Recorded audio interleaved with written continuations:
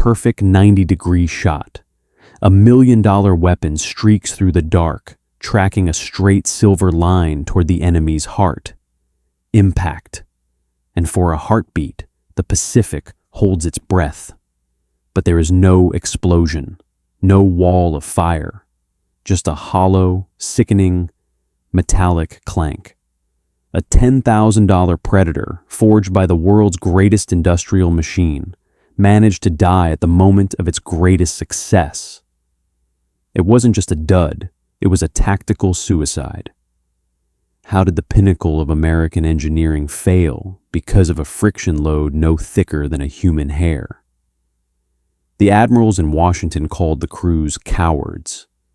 They hid behind blueprints while sailors paid for the perfect weapon with their lives. But history missed the one thing that mattered. The war wasn't won in the Pentagon. It was won in a quiet room in Pennsylvania, where women with steady hands and jewelry loupes held the balance of the Pacific in their fingertips.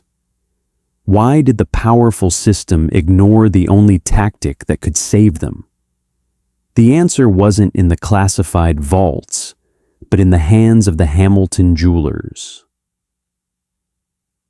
The year is 1942, and the Pacific Ocean is a landscape of frustration.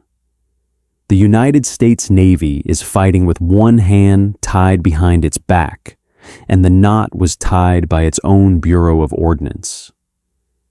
In the humid, claustrophobic bellies of Gatto-class submarines, men are living on the edge of a breakdown. They are hunters who have been given wooden spears tipped with gold. The Mark 14 Torpedo was the pride of the American arsenal. It was a mechanical marvel, costing $10,000 a unit, the price of a luxury home in the middle of the Great Depression. It was essentially a miniature, unmanned ship, guided by an intricate internal gyroscope that functioned like a clockwork brain. But that brain was suffering from a fatal delusion. The Navy's experts had tested the weapon in the calm, shallow waters of the Atlantic, where everything worked according to the math. They had never tested it in the crushing, unpredictable reality of a world at war. The tragedy begins when a submarine commander does everything right. He lines up a 90-degree, shot the most lethal angle possible. But the mechanism of death contains a hidden paradox. When the torpedo strikes that perfect blow, the sheer force of the impact triggers a fatal flaw. Inside the nose of the Mark 14 sits the firing mechanism.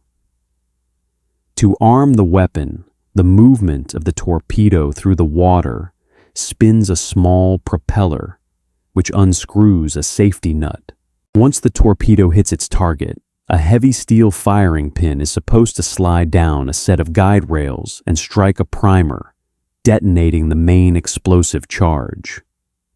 But here is the black box of the disaster. In a perfect perpendicular hit, the inertia is so violent that the guide rails themselves warp. The heavy firing pin, instead of sliding home, is crushed against the side of its own housing. It is a simple matter of physics. A heavy object moving at 30 knots cannot overcome the friction of a sideways impact. The harder the hit, the more certain the failure. It is like a heavy drawer being slammed so hard it twists in its frame and refuses to open. The torpedo hits the ship, the pin catches, and the weapon becomes a $10,000 piece of scrap metal. While American sailors are dying in the dark, the Bureau of Ordnance sits in its mahogany-lined offices, paralyzed by institutional pride. They have built a system that prioritizes the official manual over human life. There is a specific kind of coldness in the way the establishment responds to these reports. The admirals scoffed at the quiet reports from the front lines, believing the enemy was simply lucky. They treated the mounting evidence of failure as a minor budget issue, a statistical anomaly. They claimed the Torpedo was a perfect instrument, and that any failure lay in the lack of discipline from the crews. They preferred to believe their officers were cowards rather than admit their engineering was flawed. But they had fatally underestimated the master they truly served: physics. Nature does not care about rank. The ocean respects no budget. While the directors toasted their success in Washington, the mechanical failures, the true masters of the deep, began to unzip the Navy's confidence, preparing to remind the experts who was really in charge. The friction between the human spirit and the massive system was sparking, and the fire was about to consume the very men who thought they were holding the match. But that was only the surface. While the Bureau screamed in denial, a different kind of precision was quietly taking shape. Not in the shipyards, and certainly not in the laboratories of the experts. In the quiet, dust-free rooms of a factory in Lancaster, Pennsylvania, the ghost in the machine was already at work. While the system screamed in panic, a group of women outsiders to the world of ballistics and naval strategy were already in the dark, holding the silence that would eventually save the fleet. These women were not soldiers. They were artists of the microscopic. Before the war, they spent their days designing intricate engagement rings and delicate bracelets. They understood that the difference between a diamond sitting straight and falling out was measured in microns. They didn't see a weapon. They didn't see a great strategic asset. They saw a broken clock, and they knew exactly how to fix it. The Admirals treated the Torpedo like a blunt instrument of power. They thought that more TNT, more steel, and more aggression would solve the problem. They were looking at the hammer. But the secret to the war was in the spring. As the Dud Crisis reaches a breaking point, the Navy begins to realize that their mass production contractors, the heavy industrial giants, cannot meet the tolerances required for the new hypersensitive gyroscope bearings. They can build a tank, but they cannot build a heartbeat. The solution would not come from a laboratory. It would not come from a test range. It would come from the fingertips of women who knew that the difference between life and death was less than the width of a human hair. While the Pacific burns and the Bureau of Ordnance buries its head in the sand, the scene shifts. The roar of the depth charges fades into a rhythmic, high-frequency hum. We are no longer in the salt-sprayed chaos of a submarine deck. We are in Lancaster, Pennsylvania, October 14th, 1943. The air inside the Hamilton Watch Company is different. It is filtered, temperature-controlled, and unnervingly quiet. Here, the struggle isn't measured in knots or nautical miles, but in microns. Rows of women sit at long wooden benches. Before the war, these hands were the architects of vanity.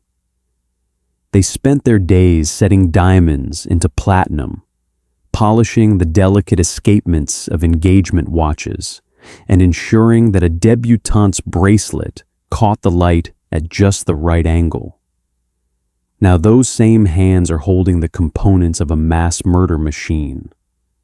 They are hunched over lathes no larger than a sewing machine, peering through magnifying loupes that enlarge the world until a speck of dust looks like a boulder. The system, the massive industrial contractors like U.S. Steel and Westinghouse, is excellent at building the hammer. They can cast a 10,000-pound hull or forge a 16-inch gun barrel, But the Mark 18 torpedo, the electric successor to the disastrous Mark 14, is not a hammer. It is a stopwatch that swims. The Navy's traditional contractors are failing. They are producing parts that are close enough for a tank, but fatal for a torpedo. A gyroscope bearing that is off by a fraction of a millimeter doesn't just vibrate. It causes the torpedo to veer off course, often circling back to hit the submarine that fired it. This is where the ghost in the machine reveals itself. While the Navy Department screams for more production, these women work in a silence so profound you can hear the click of a pair of tweezers. The technical failure here is a matter of pure physics. A torpedo's gyroscope must spin at 12,000 revolutions per minute to maintain its orientation. If the bearing isn't perfectly spherical, if it has even a microscopic burr, the friction creates heat. The heat expands the metal. The metal seizes. The brain of the weapon dies mid-flight, and the torpedo wanders into the empty ocean like a blind man in a forest. The Bureau of Ordnance sent a representative to Lancaster, a man in a crisp, pressed uniform who looked at the jewelry benches with a mixture of skepticism and thinly veiled disdain. He stood over a woman named Martha, who was polishing a tiny steel pin. "The Pentagon needs 10,000 of these by the end of the month," he said, his voice echoing too loudly in the sterile room. "You're treating it like a wedding ring. We don't need it to be pretty. We need it to work." Martha didn't look up. She didn't stop the steady movement of her hand. "If it isn't pretty, Captain," she whispered, "it won't spin. And if it doesn't spin, your boys don't come home. A diamond doesn't care if you're in a hurry. Neither does physics." It was a moment of crystallized arrogance. The establishment believed that war was a matter of volume, that you could simply shout at a machine until it obeyed. But the jewelers knew better. They realized that the most lethal innovation in the Pacific didn't come from a laboratory. It came from the patience of a woman who knew how to set a stone. This was the cognitive bridge, because they were outsiders, because they had spent their lives working with materials that were precious and fragile. They saw the torpedo differently than the experts did. The Navy saw a weapon of war. The women of Hamilton saw a delicate balance of forces. They didn't see the steel as something to be beaten into submission. They saw it as something to be coaxed into perfection. They utilized micro-machining techniques to polish steel components thinner than a strand of human hair. They weren't just making parts. They were performing surgery on the American war effort. But as the factory floors hummed with this new, quiet precision, the Bureau of Ordnance remained trapped in its own hubris. Even as the first Hamilton-tuned BETRAYAL weapons began to arrive at the front, the Admirals scoffed at the idea that watchmakers could solve a ballistics crisis. They believed their system was too big to fail. They treated the structural warnings from the Lancaster factory as minor aesthetic complaints, a waste of time and taxpayer money.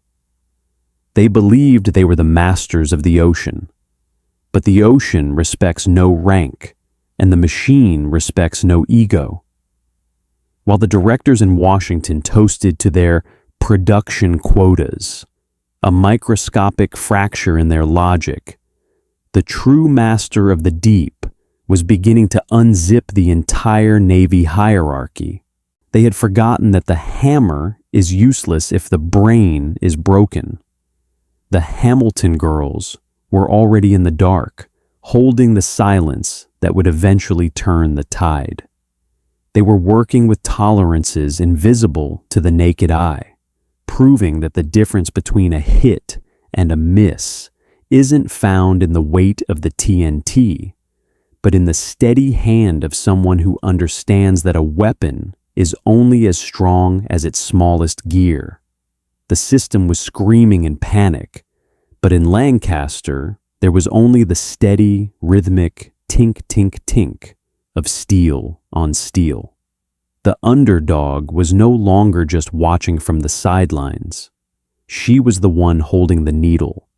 And as the first of the new Mark 18s were loaded into the tubes of the USS Bowfin, the laughter in the Pentagon began to die down. It was replaced by a cold, creeping realization. The unqualified were the only ones who knew how to win. Odi, the tide does not turn with a roar. It turns with a click. By late 1944, the silence of the Pacific is no longer a sanctuary for the Imperial Japanese Navy. It has become a trap. The electric Mark 18 torpedo, the weapon perfected by the jewelry designers of Lancaster, is now the ghost in the water. Unlike its predecessor, it leaves no trail of bubbles, no white line of warning. It moves through the dark like a shark in the night, invisible, inevitable. Inside the cramped, sweltering hull of a Gato-class submarine, the atmosphere has shifted.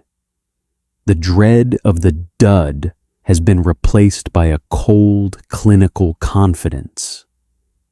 The captain watches through the periscope. He doesn't see a system or a bureaucratic triumph.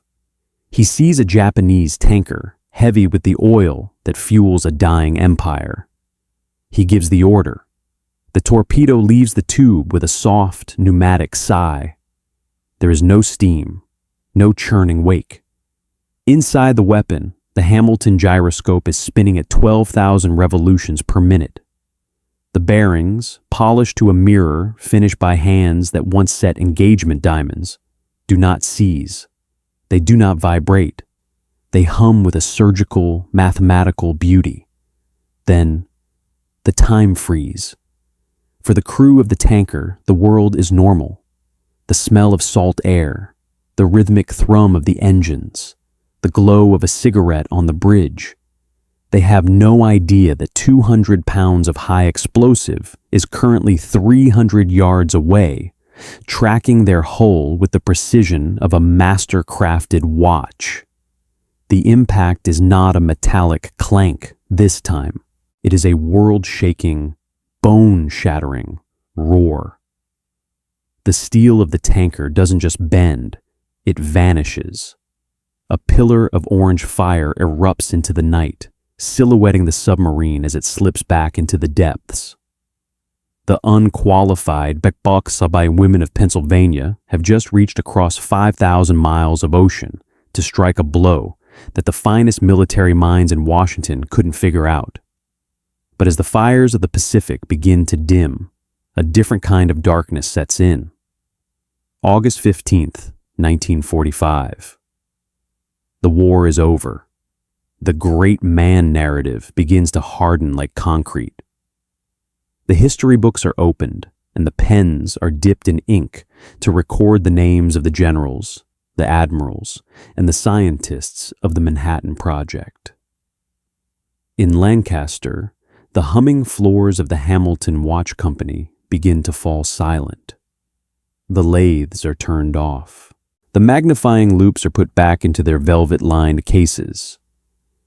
The women who held the balance of a global war in their fingertips are given a polite handshake, a commemorative pin, and a pink slip. The system has no further use for them. The Bureau of Ordnance, the very organization that allowed thousands of sailors to die because of its own ego, quietly reclassifies the Dud Crisis. They bury the reports of the Hamilton precision fixes in the top secret vaults, ensuring that the official story remains one of institutional brilliance. They claim the victory was won by industrial might and naval strategy, carefully erasing the microscopic fingerprints of the jewelers. The bitter irony is that the men who nearly lost the war with their arrogance were the ones who stood on the decks of the battleships to accept the surrender. The women who saved them were already back at their kitchen tables, setting the time on their own wristwatches, forgotten by the empire they rescued. How many victories are built on the backs of those deemed unqualified for war? We look at the remnants of these machines in museums, the rusted steel, the heavy propellers, and we see the fire, but we miss the elegance. We miss the fact that the most powerful navy in human history was once held together by the steady hands of people the system didn't even think to ask for help. We see this same hubris in our society today. We look for big solutions to big problems. We wait for the experts and the systems to save us, ignoring the fact that the solution is often found in the small, the precise, and the ignored. We value the volume of the roar, but we forget the importance of the click. The tragedy of the Mark 14 wasn't just a mechanical failure. It was a failure of the imagination. It was the belief that a uniform makes you right and a jewelry bench makes you irrelevant. As we look back through the fog of time, we must ask ourselves, who are we ignoring today? Whose unqualified hands are currently holding the solution to the disasters we haven't even realized are coming? History is not just a record of what happened. It is a warning of what we choose to forget.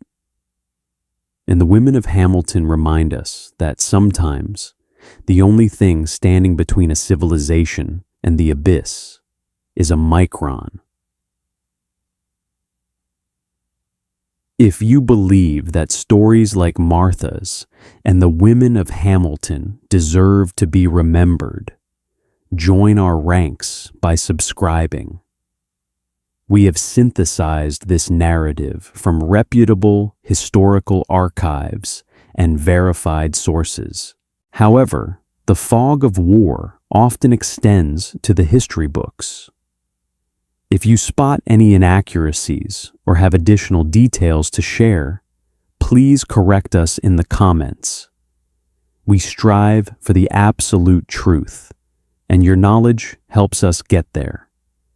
Thank you for keeping history alive.